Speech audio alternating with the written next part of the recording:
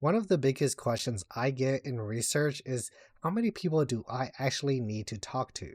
Is 10 enough? Is 1,000 too much? The truth is, it depends on your method. I'm Justin from Moral Strategy, and I help businesses turn research into actionable growth strategies. Let's break down sample size, research methods, and how to know what's enough for your project. Now, I've used this method in several consultancy projects and also in my real corporate job. The main reason why sample size matters is that if it's too small, it's often unreliable and just off of people's opinions. And if it's too big, most of the time you're either wasting money or time with diminishing returns. The goal is to just have enough to be confident in your decisions and to have a sample that reflects your population. But first, let's assume you don't know anything about marketing. What's a sample in the first place? A sample, to put it short, is a small group from a population that you're interested in. This is usually your client or customers, and having enough of a sample speaks for the rest of the population. And this is because when everyone has the same opinion, it typically applies to the rest of people. This is why sometimes when you're in a giveaway of guessing how many candies are in a jar, you can just take the average of what people's guess are and get close enough, if not to the exact number of how many candies there are. Now, first, let's talk about quantitative methods. This involves quantitative measures such as running surveys, mails, or even phone call surveys, where typically you're dealing with numbers, hence the name quantitative research. This means that you will need a larger sample because you're looking for statistical reliability and significance. The rule of thumb for surveys is that for small studies you need about 100 plus, and for 400 plus for general population. Additionally, the more responses you get means that there's a smaller margin of error. Typically, you can go on SurveyMonkey and actually have them calculate a sample size that you would need.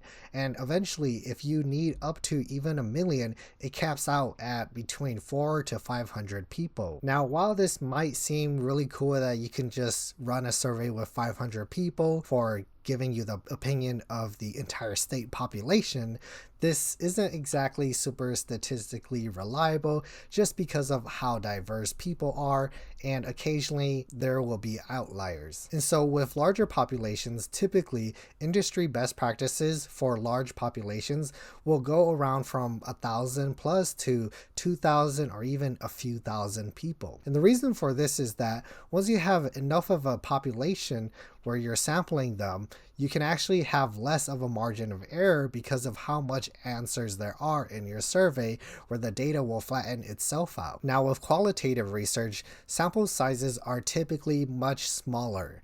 Industry best practices for qualitative methods falls around between having 12 to 20 people, with focus groups being around from 6 to even 12 focus groups being done per project. Now, keep in mind that focus groups are typically of around 3 to even up to 6 people. The reason for this in qualitative methods is because you're looking for depth and understanding the why, motivations, and perceptions behind people's behaviors and not the percentages. For example, if you interview 10 customers and they all mention the same frustration, you've got a signal worth acting on. However, if we think about this in terms of quantitative methods, those 10 customers who answer a survey with the same question, they might answer it differently on the survey, with one being more about a pain point while others are saying, yeah, it's a pain, but it's manageable. And so the big strategic decision would be to, of course, focus on qualitative.